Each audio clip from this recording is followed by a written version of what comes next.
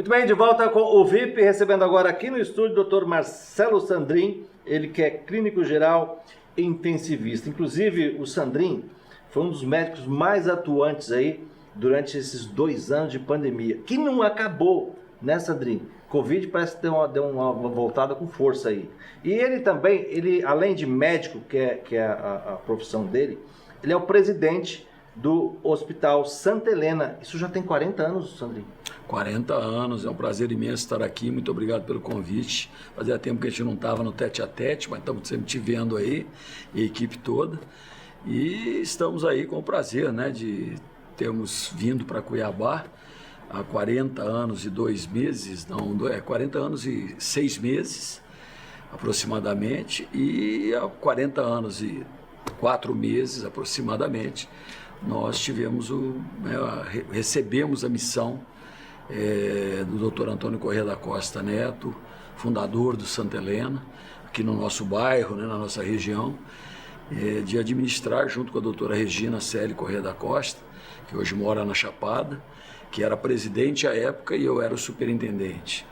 E com o passar dos anos conseguimos transformar o Santa Helena numa entidade beneficente, porque ele é um ativo do povo mato-grossense, e a partir daí, como hospital filantrópico, eu passei a ser o presidente da entidade e ela vice-presidente, cargo que ocupou até um tempo atrás, e agora nós estamos, né, mudando a administração de Santa Helena.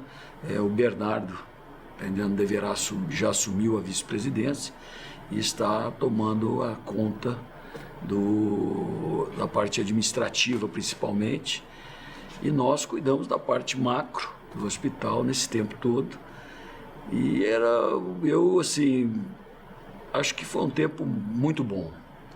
Dificuldades foram muito importantes, mas o aprendizado foi maior. E para mim, que fui abraçado pelo Mato Grosso, eu me considero um globetrotter pequeno. Cuiabá é minha 18ª cidade de moradia. Eu nasci no interior de São Paulo, uma cidadezinha chamada São Simão. Você está parecendo militar? Meu pai era gerente de banco, era mais ou menos igual a isso. E ele era o famoso consertador de agências. E ele não era bem esse termo. Ele ia lá para ver se continuava a agência aberta ou fechada. Então teve cidades que eu morei 6 meses, ele mandou fechar a agência. E foi embora? Foi embora, Itajobi, no interior de São Paulo.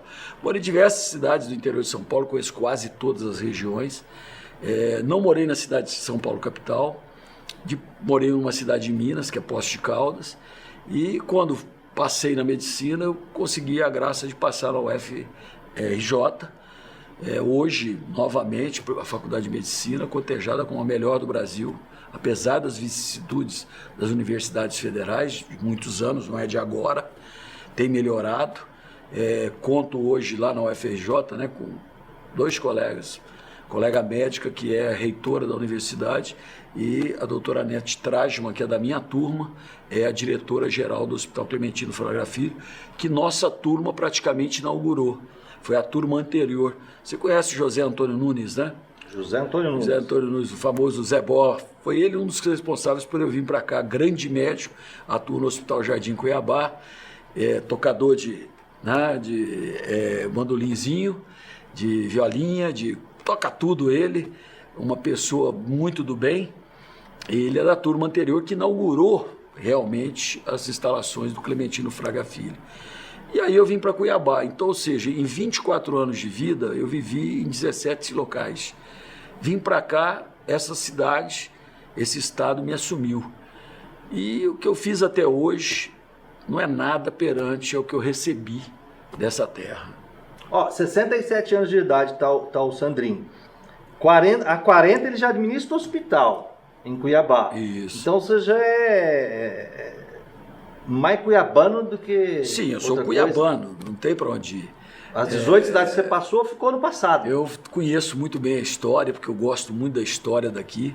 Gosto muito das tradições daqui. Você tem título de cidadão cuiabano? Tenho, daqui, de Várzea Grande, de São José do Rio Claro.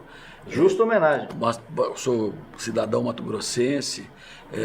O que fizeram por mim aqui, eu tenho que continuar pelo menos mais 50 anos lutando pela saúde para poder pelo menos chegar próximo do que já me deram. E você é lutador mesmo, porque olha, nós não nos vimos nos últimos 2 anos, mas eu escutei muito a sua voz através dos grupos de WhatsApp, porque o Sandrinho participa de alguns grupos que eu tô também, e o pessoal se socorria com ele direto lá, pedindo informações, e ele foi municiando, toda semana vinha um áudio de 2, 3, 4 minutos do Sandrinho, explicando como é que estava a situação. Nós vivemos situações de guerra aqui, né? Com a história do Covid, né, Sandrinho? E você estava lá na linha de frente. Como é que foi essa experiência para você? Você tinha passado por algo nesse sentido durante o teu tempo de medicina? Olha, nós passamos por momentos críticos, né? Que foram coisas localizadas, mas importantes, algumas já disseminadas, e que não tiveram a virulência dessa pandemia. Uma das coisas que nós tivemos uma época no Rio de Janeiro e tivemos no Brasil, e quase foi esquecido, né? Um alerta de cólera. Não sei se você lembra, para você entrar no aeroporto, você tinha que passar por tapete com álcool, tal, uma doença de altíssima transmissão, morbidade e mortalidade. Nós chegamos e eu tenho guardado no Santa Helena camas de campanha do Exército, com aquele buraco evacuatório, né? Para que a gente pudesse, chegasse a coisa violentamente, né?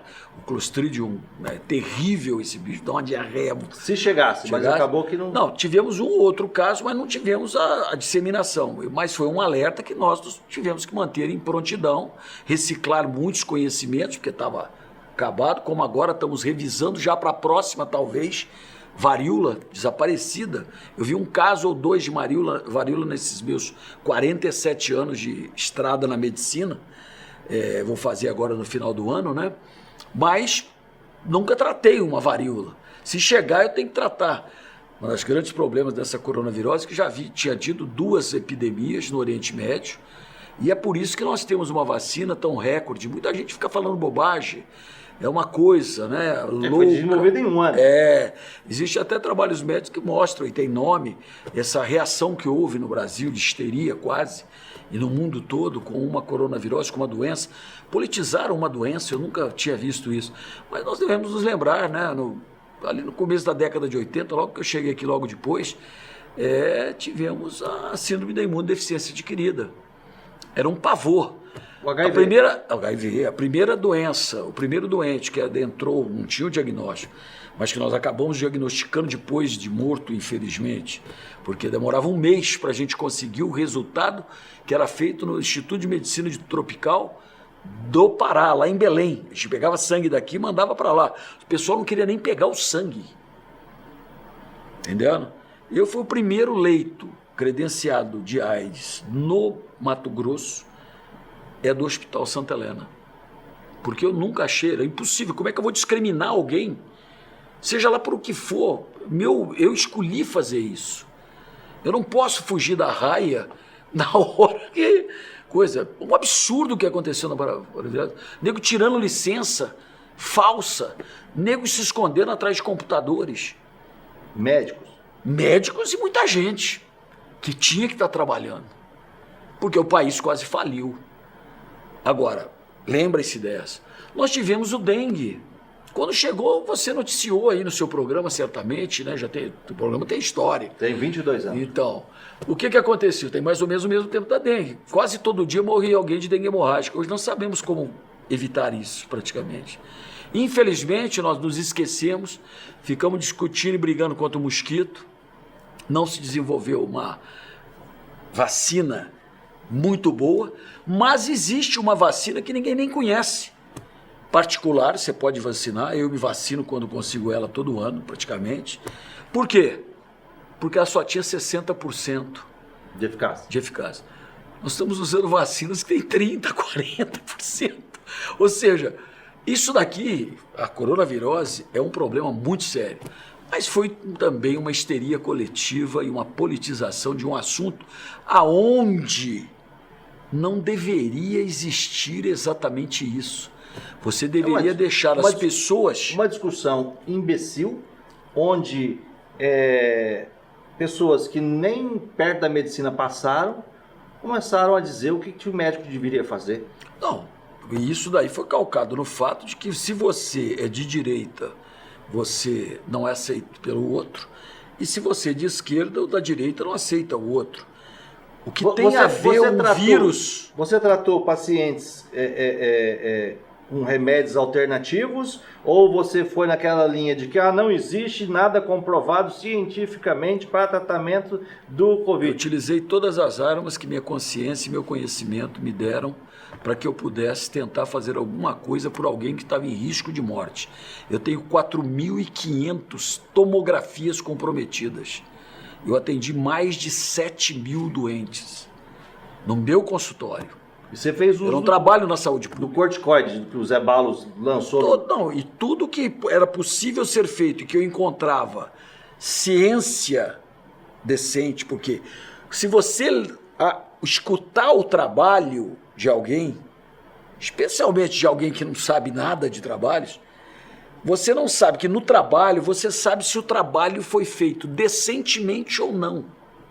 Que é na onde dois grandes veículos do mundo, aliás, talvez eu não considero, o jornal inglês de maior importância para mim é o British Medical Journal. Eu assino ele desde que eu era jovem estudante. Mas o Lancet era um dos grandes revistas médicas, sempre foi considerado. O maior, na minha opinião, é o New England Medical Journal dos Estados Unidos, que já está com 210 anos de publicação, já de muitos anos, de mais de centenária, semanal. Os dois caíram na esparrélia. Teve editorial do Lancet calcado num trabalho onde o cara reconheceu que ele falsificou tudo. Mas quem leu o trabalho, quem não pegou de ouvido o trabalho, você via que não tinha nem pé nem cabeça. Ele condenou drogas, né? Não vamos ficar aqui polemizando, todo mundo sabe o que houve, que ele não usava, ele não tinha acesso e falsificou dados para chegar a dar a resposta que ele queria dar. Sim. Viciado de origem. Inclusive o estudo aquele de Manaus, né? Aí é uma situação que eu esperaria. Usar altíssimas doses não recomendadas. Eu, como professor de medicina, aposentado da UFMT, como ainda participando da área acadêmica, eu acho que isso deveria ter sido esclarecido pelo Conselho Federal de Medicina, com uma banca isenta, a origem, a condução dos trabalhos. Falo por outro lado, a Prevent Senior agora parece que está tem que ir lá e esclarecer isso, mas não com aquele viés de que alguém queria matar alguém, queria fazer alguém. Nós estávamos no Deus nos acuda quase, entendendo? Eu tendo me vacinado, quando foi oportuno, mas antes de vacinar, atendendo meus doentes, eu peguei de uma ex-enfermeira do Santa Helena, porque ela parou na porta do meu consultório. O que eu podia fazer? Eu de máscara, eu fazendo tudo que era possível, eu ia deixar ela morrer? Eu peguei dela o vírus. Passei os 10 dias as 10 noites mais difíceis da minha vida. Você sabia que ela estava infectada? Não sabia. Ela chegou e parou. Na hora que eu peguei ela, levei para lá, o filho contou a história, o filho estava também com a doença. Ela morreu, ele não morreu. Mas eu ressuscitei ela. Você fala, ela parou, ela teve uma parada cardíaca na sua frente. Parada cardíaca na entrada do consultório. O que eu ia fazer? Então as pessoas têm que parar de banalizar a saúde. Saúde, não adianta você ficar falando, e já está todo mundo nessa. É um escândalo. Nós nem saímos da coronavirose. O nego está se encaixaçando em grupo nos botecos de Cuiabá. Domingo eu estive no coisa, tinha 2 pessoas com máscara dentro eu estava caminhando, eu não estava parado, deveria ter mais. 2 pessoas com máscara dentro do Pantanal Shopping, eu e minha filha.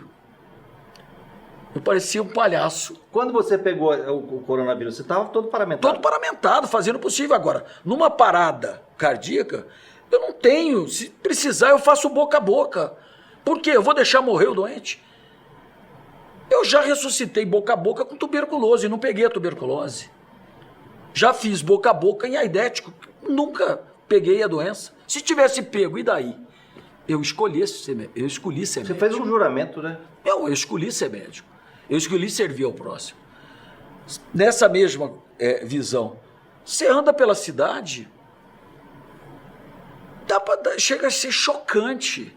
Tem locais de distribuidoras de bebidas em Cuiabá, onde de 5 horas da manhã tem 200 pessoas bebendo, embriagadas, talvez coisas mais acontecendo, sem nenhum controle e todo mundo, as autoridades, passando pela frente. Avenidas. Agora, na hora que chegar uma cepa mais virulenta do que essa que está aí, que ela ou ela não está circulando é a Ômicron. Ômicron parece que é abrandada. Ou a vacina realmente nos deu, ou a imunidade de rebanho nos levou, um termo que também eu não gosto de usar, mas a pessoa lembrar, chegamos a um patamar de anticorpos, né, a maioria da população, que traz para a gente não um conforto, uma defesa.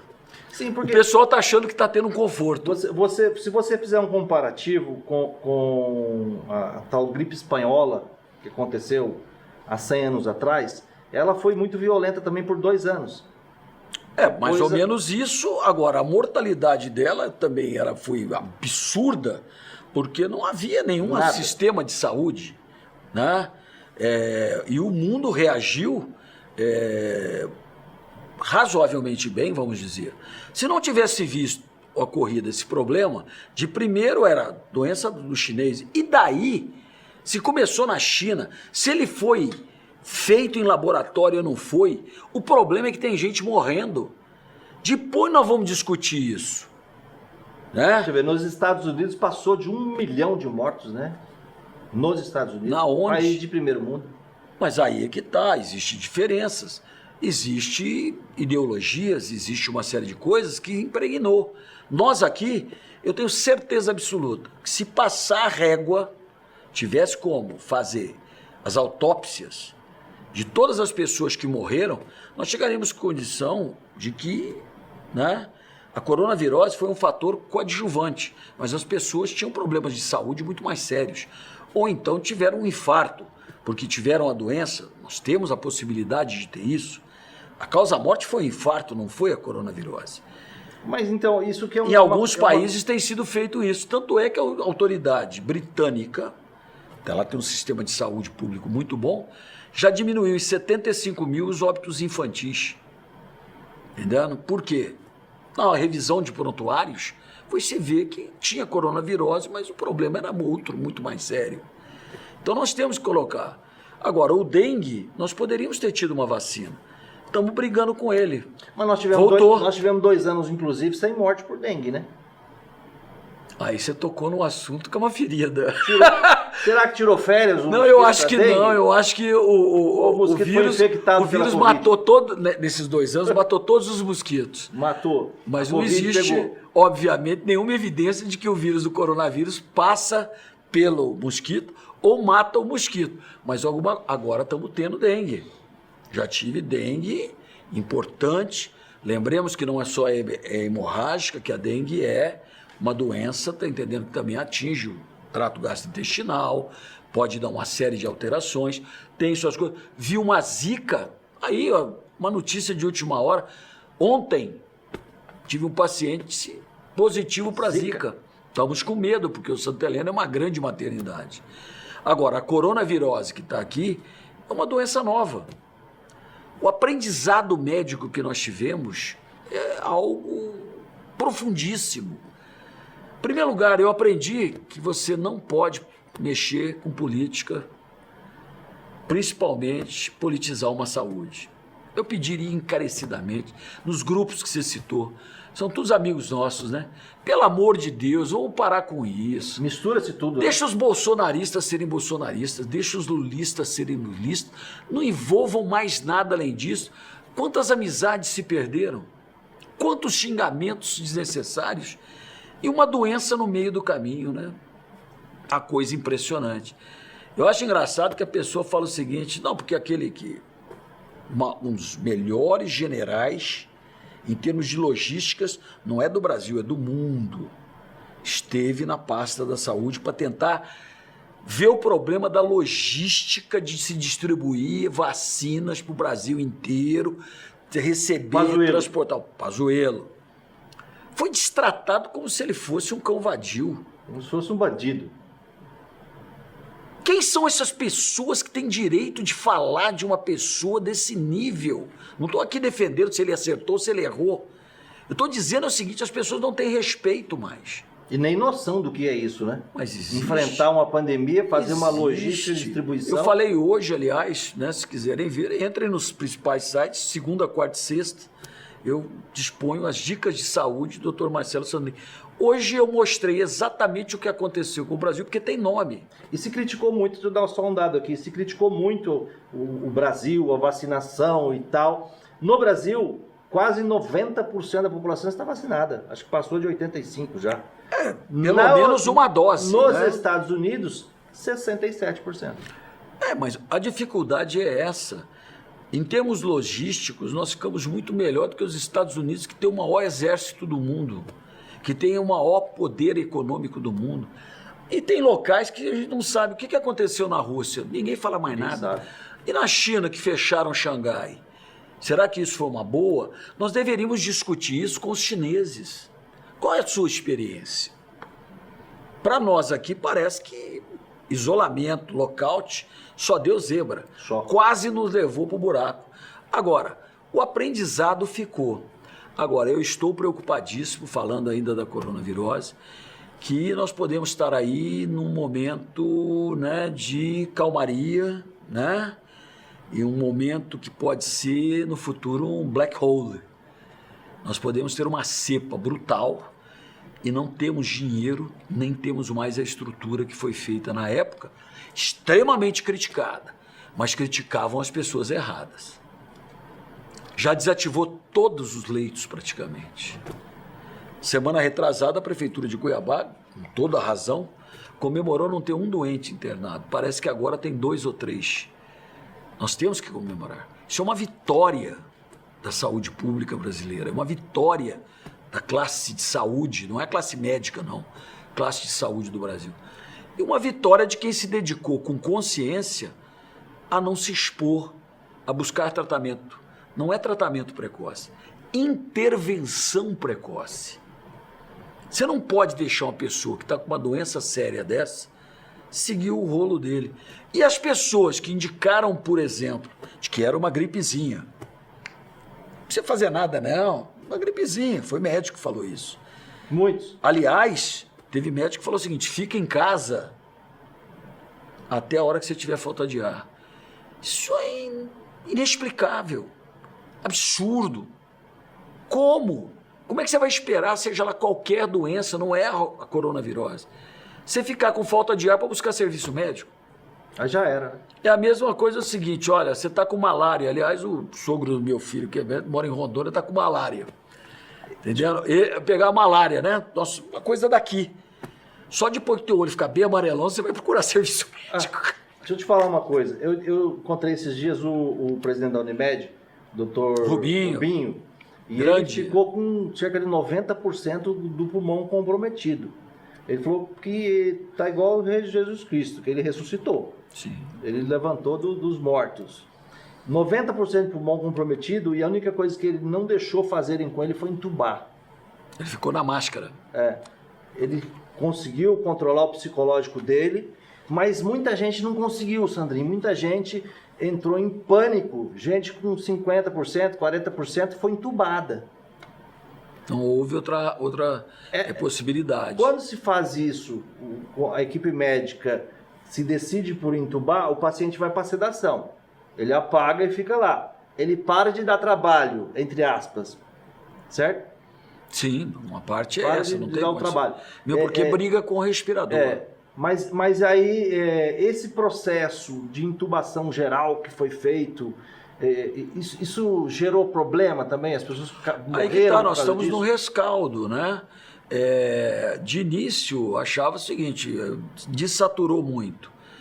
Tem comprometimento bastante significativo do pulmão, intuba, seda, porque existe um protocolo que foi utilizado, que seria o protocolo de ressuscitação, entre aspas.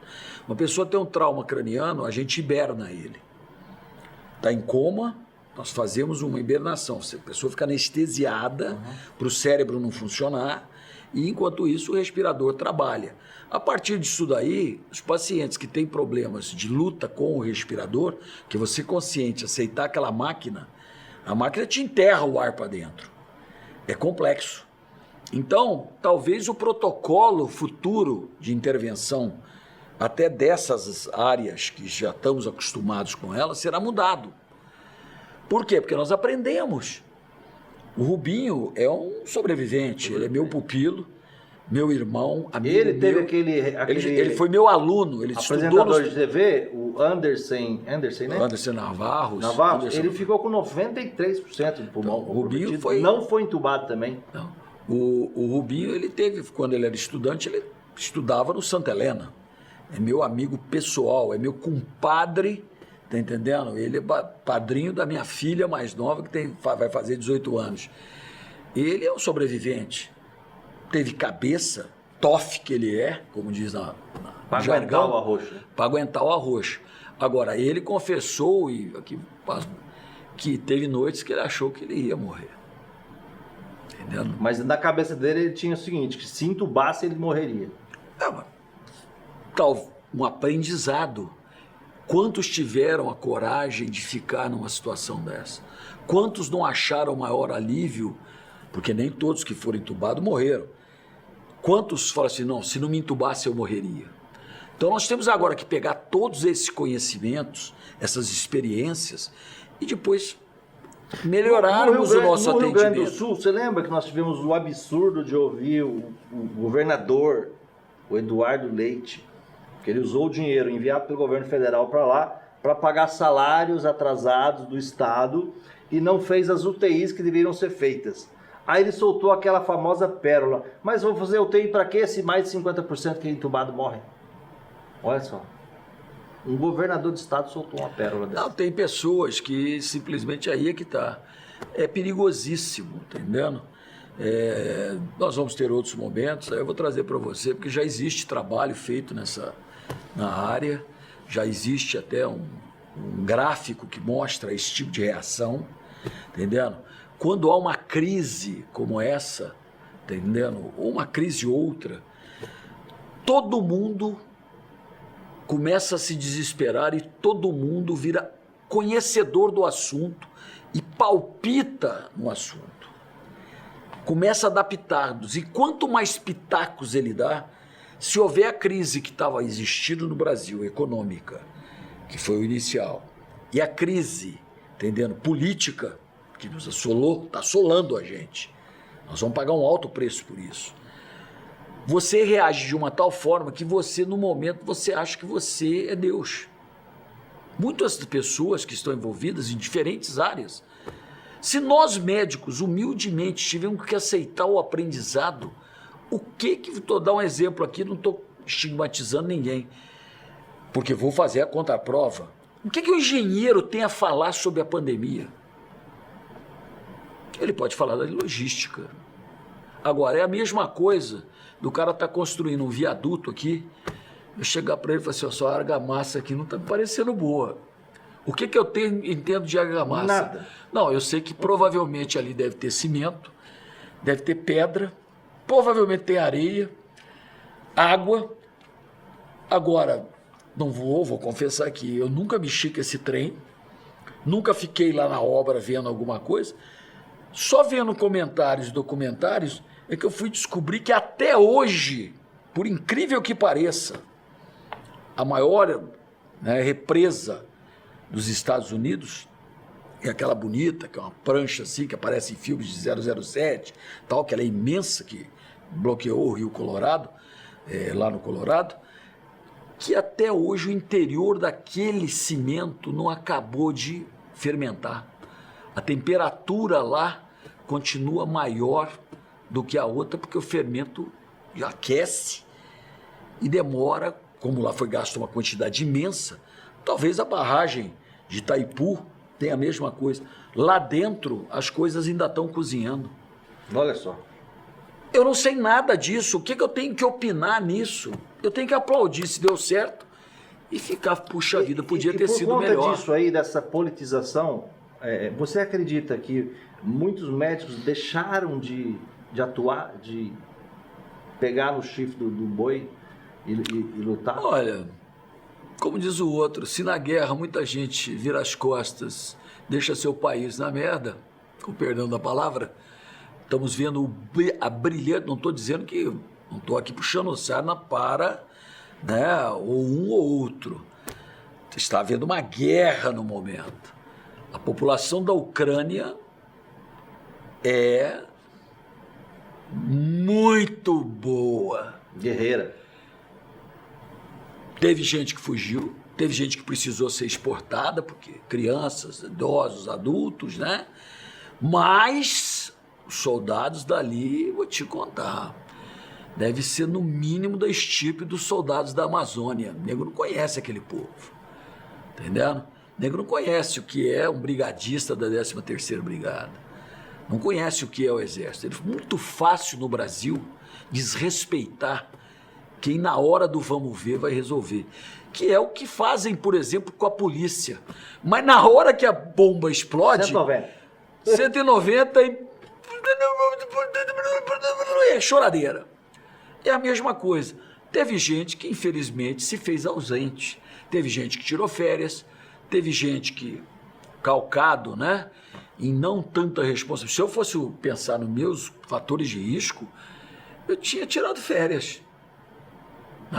Por quê? Eu sou diabético, eu sou hipertenso, eu sou obeso, já estou com 67, começou quando eu estava com 65, que eu fiquei a maior idade. Você já tinha carteirinha de idoso? Já chegava a fazer, comigo não, violão. Agora, se você fosse comportar assim, a população que vem aí pela frente são os nossos netos, são os nossos filhos. Eles serão, né, ensinados a covardia. E você perdeu colegas que estavam lá de frente também. Eu lamento por eles. Mas se eu tivesse ido, eu tenho certeza que meus filhos, minha família ia falar, não, ele não é um canalha. Ele não é um covarde. Ele é quem ele é. Entendendo? Homem tem que ser homem, mulher tem que ser mulher. Nós vimos médicos aí, parabéns a todos os médicos que lutaram nessa batalha aí, de médico de 80 anos atendendo ainda, né? Teve colegas nossos que foram para São Paulo, atenderam uma imensidão de gente. Foi para São Paulo, ficou lá e pereceu lá. Por quê? Porque aqui já não tinha mais muito o que tentar fazer, precisava de extracorpórea. Agora nós temos uma extracorpórea aqui. Ele foi tentar sobreviver lá e morreu. Voltou de avião. Eu acho que essas pessoas, assim como os soldados, deveriam voltar envolto com a bandeira do Estado, com a bandeira do Brasil, como voltam os combatentes de guerra. Porque foi uma guerra, é uma guerra. É uma guerra. A coisa é muito séria. Estamos no Eu rescaldo continuo da guerra. pedindo aqui, por favor, bote a mão na consciência.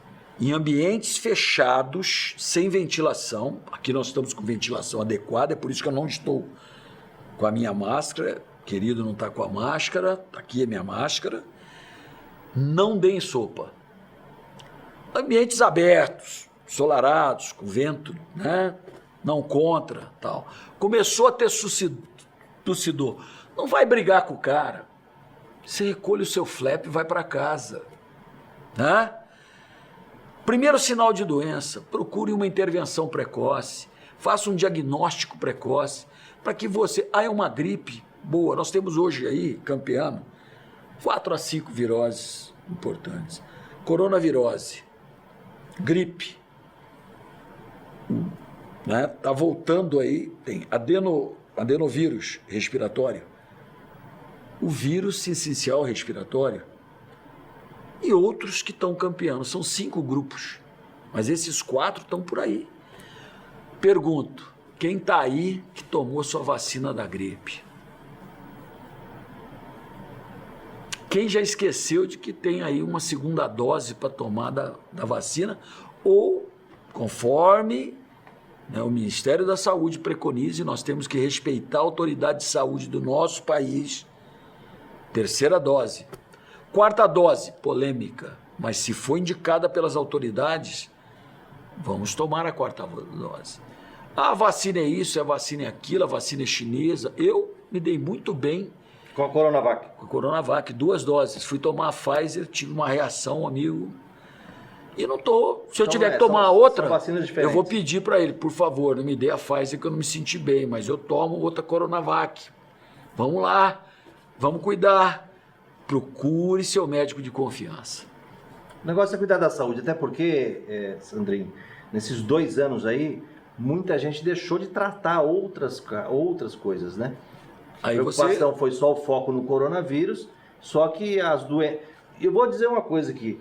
Se nós fôssemos fazer o que se faz com o coronavírus, que é fazer contagem diária de mortes por outras doenças, a população ia assustar, não ia, Sandrinho? Sim, um abandono total, né? Nós estamos tendo um rescaldo. Vamos fazer a contagem de mortes por pressão alta. Quantas pessoas faleceram em casa sem diagnóstico, sem observação ou sem tratamento? Quantos diabetes aceleraram o envelhecimento, descompensados, não foram convenientemente tratados e colocaram a pessoa na marca do pênalti? Diabetes encurta a vida. Sim. Quantos hipertensos continuaram tomando lá, estou dando coisa, não estou estigmatizando, a maioria da população que tem hipertensão, pelo SUS toma losartana. Mas a losartana não estava funcionando, ele continuava com a pressão alta e estava tomando. E tomava Novalgina porque estava com dor de cabeça, ficava com medo de ir no posto de saúde, ficava sem condições de pagar uma consulta particular, seu convênio estava assim de gente com problema, os PAs dos hospitais lotados, a pessoa ficou em casa. E está aí e vai pagar com anos de vida. E esse problema está chegando agora, né? Quantas pessoas tiveram outras doenças importantes que só agora estamos começando a ter tempo. Nós estamos lotados os hospitais. Os hospitais estão lotados. Temos doentes, os idosos, então, amargaram uma dificuldade, porque eles, não, fica em casa, não sai, dificuldade e tal. Os idosos estão aí. Insuficiência cardíaca descompensada, doença pulmonar, broncopulmonar obstrutiva crônica descompensada, doenças vasculares negligenciadas, insuficiências renais que se instalaram no meio disso daí e que estão agora sendo diagnosticadas. Agora, e as eletivas? Foram todas suspensas. Quantas hérnias nós temos para operar? Quantas vesículas estão...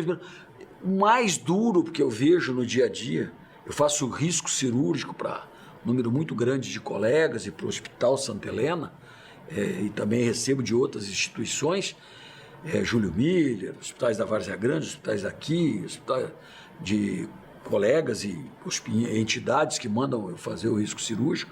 Trabalhei 27 anos, 28 anos sendo responsável pelo risco cirúrgico do Júlio Miller, quando eu era professor. Então tem uma ampla gama de conhecidos. Essas pessoas, mulheres que já estão fazendo o 3º, o 4º risco cirúrgico para tirar o útero. Nesse ínterim, tomaram sangue 2, 3 vezes e estão com anemia. Por quê? Porque tem miomatose uterina. Isso é um sofrimento tremendo.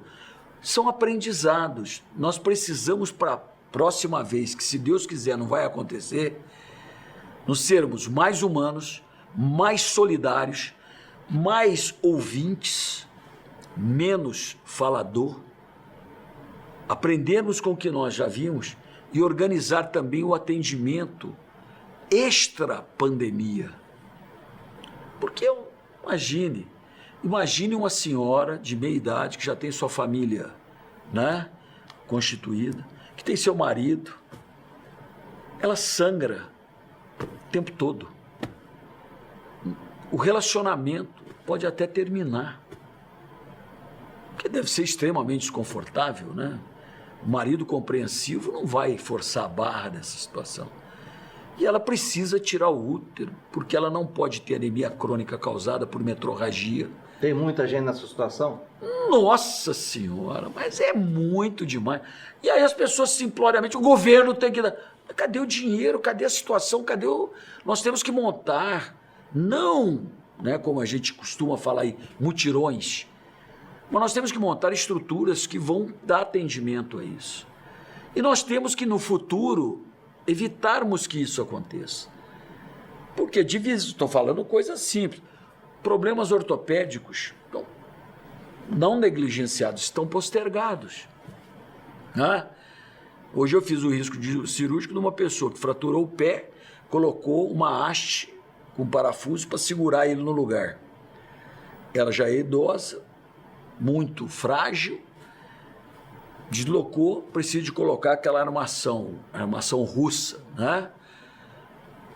Ela está esperando há 1 ano e meio. Fiz hoje o risco cirúrgico, se Deus quiser, amanhã ou depois ela interna lá no Santa Helena e os ortopedistas vão colocar essa armação para ela. Triste, né? Triste. Ela já não fazia nada, a vozinha, mas cuidava da casa, dos netos, fazia comida gostosa, um bolo da avó. Ela não conseguia, porque o pé dela estava solto. Entendeu? Mesmo com a armaçãozinha lá, o pezinho dela vai ter que colocar aquele fixador com um monte de coisinhas para ela poder... Aí ela vai poder andar. Veja só a desqualidade de vida que essa pessoa se submeteu. É duro. Foi dependente do serviço público. Não é só isso, porque também não tinha onde fazer. Tinha dias em hospitais, não vamos citar aqui, que tinha fila de gente com coronavírus esperando ser atendido. Montaram hoje, UTI. Hoje tem fila para ter bebê. Lá está lotado? Eu sei que os hospitais estão todos lotados. Mas pode ir lá, 24 horas por dia está aberto para atendimento de gestantes. Nós temos um compromisso com o SUS, nós somos porta aberta e tentamos fazer o melhor. Às vezes não conseguimos ter todo o êxito que queríamos, às vezes até temos infortúnios. Mas temos que lembrar a população de que quem faz mais de 1000 procedimentos obstétricos mês não consegue passar o mês sem ter intercorrências. Eventualmente até, infelizmente, mortes, porque a estatística é fatal. Não falha, né? Se você operar 1000 corações, 2%. 15% morre. 15%? Até 15%. Depende de como é que é o problema. Quem opera só filé mignon, como diz o outro, só casinhos light, jovens, tudo bem. Quem opera osso de pescoço, ele tem uma mortalidade maior, mas ele está tentando salvar vidas. Se eu for operar uma neurisma dissecante de aorta, de cabo a rabo, a mortalidade é brutal. Mas só quem faz vê a pessoa morrer, porque se ele não fizer, a pessoa vai morrer. Não tem outra saída. Tem outra escolha.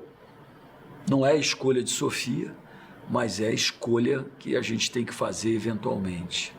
Sandrinho, o papo tá bom, mas eu tenho que encerrar. Ó, eu vou convidar você para voltar. Eu acho que a gente passar mais umas 2 horas batendo papo. Eu vou convidar você aqui, então o recado é imunização, né? Vá se vacinar. Vacina da gripe está disponível aí. Não se reunir em ambientes fechados, sem proteção da máscara.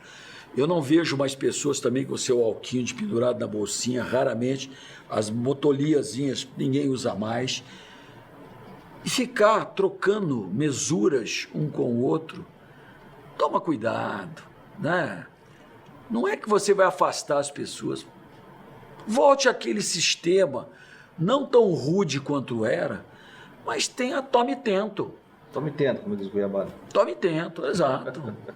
E ó, dos problemas de mortalidade também é a pressão alta, né? Sim, sim. A hipertensão. No Brasil, cerca de 27% da população tem hipertensão, né? E o mês que vem é mês de campanha e vou convidar você para vir falar só desse assunto. Vai ser um prazer imenso, é uma doença devastadora se não tratada, fator de risco para o coração e para o cérebro, para o rim, para os olhos e assim por diante. E o Mato Grosso precisa olhar isso. Temos trabalho feito na UFMT, por uns professores, doutores, nossos colegas desde os bancos do Rio de Janeiro, que hoje é professor titular de clínica médica da UFMT. O índice aqui é maior que o nacional? 33%. Nossa Senhora. Entendendo? E temos hipertensos, como aqui nós temos uma miscigenação de muitas raças, europeus, negros, né, vindo, né, da África, tem hipertensões mais sérias nessa comunidade. Os nossos hispânicos índios, né, que vêm aqui do Brasil lateral, entre aspas, da nossa borda aqui, né, a população que existe lá do outro lado é diferente da daqui, é só ver o biotipo. Então nós temos uma miscigenação e talvez haja aí, está sendo estudado, a nossa culinária é uma culinária muito especial, né? A obesidade aqui campeia, é muito, muito grande. Mudar os hábitos. Mudar hábitos e cuidar da pressão. Quando o médico fala que não pode comer com sal, a primeira providência que nós já vamos falar, tire o saleiro da sua mesa, diminua o saleiro na sua cozinha, 50% menos de sal na sua refeição. Eu em salada eu não uso sal faz muito tempo. Mas vamos falar disso no próximo programa, mês que vem, que é o mês... Mês da hipertensão. Mês da hipertensão. Será um prazer. Esse mês a divulgação que nós estamos fazendo é da imunização. Estamos aqui. Obrigado, Sandrinho, mais uma vez Prazer pela sua presença aqui no VIP. Muito obrigado a todos. Desculpe ser falador como eu sou, mas medicina é minha paixão. É fácil entrevistar o Sandrinho, porque eu faço a primeira pergunta e depois ele faz o programa inteiro. Nada, nós estamos juntos aí. Obrigado, Sandrinho. Muito obrigado pela oportunidade. Obrigado pela audiência, paciência e companhia. Até o próximo programa. Tchau, tchau.